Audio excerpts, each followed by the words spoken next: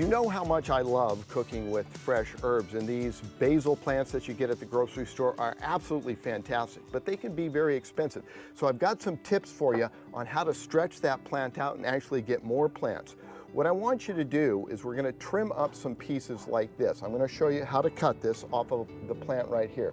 You go down inside and you cut on an angle, and then you take the little side pieces off, all right?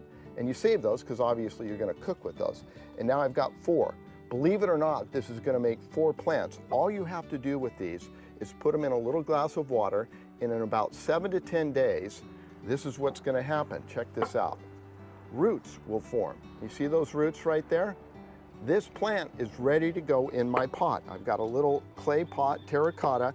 I like to use cactus type planting mix. It's got vermiculite in it and it drains really well.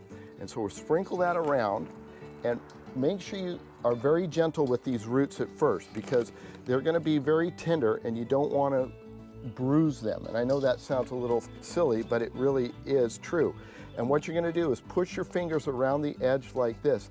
And now for that first watering, okay, the first time you're going to water these, instead of watering them from the top, I've got a little pot here holding water. I'll set it down in, and that will wick up the little bit of moisture that's surrounding it, and then you can water it from the top. Here's another thing I want you to do. Okay, so you've trimmed your basil plant down, and it's the tops are all trimmed off like this, and you've got everything. You know, you're hoping to get more mileage out of this. Well, just go ahead and pull it right out of there. Now, see how root bound that is? Give that a little bit, tear that root off. And again, we're going to use this beautiful soil here, this cactus type soil that drains really well. Put a nice layer in the bottom, press it down just a little bit, making a little bed for it, and then press that root ball inside there. And once you get this in there, again, go around the edge. The trick to this, though, it's slightly different than that planting of those stems that created their own little roots, is because the root ball itself is smack dab in the center. What you're going to want to do is water this from the top down, okay?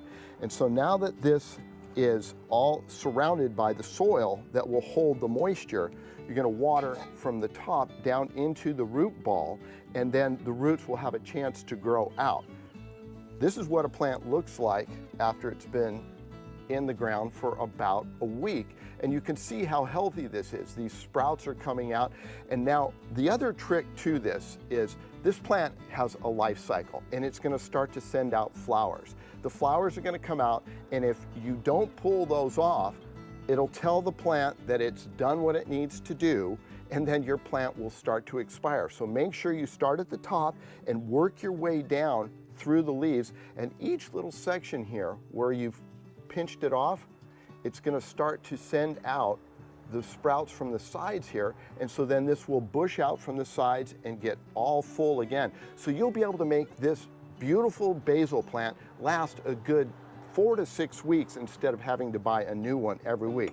Kind of a little bit different twist on cooking with styles, but I hope that helps you out and you'll be able to enjoy fresh herbs in all your cooking.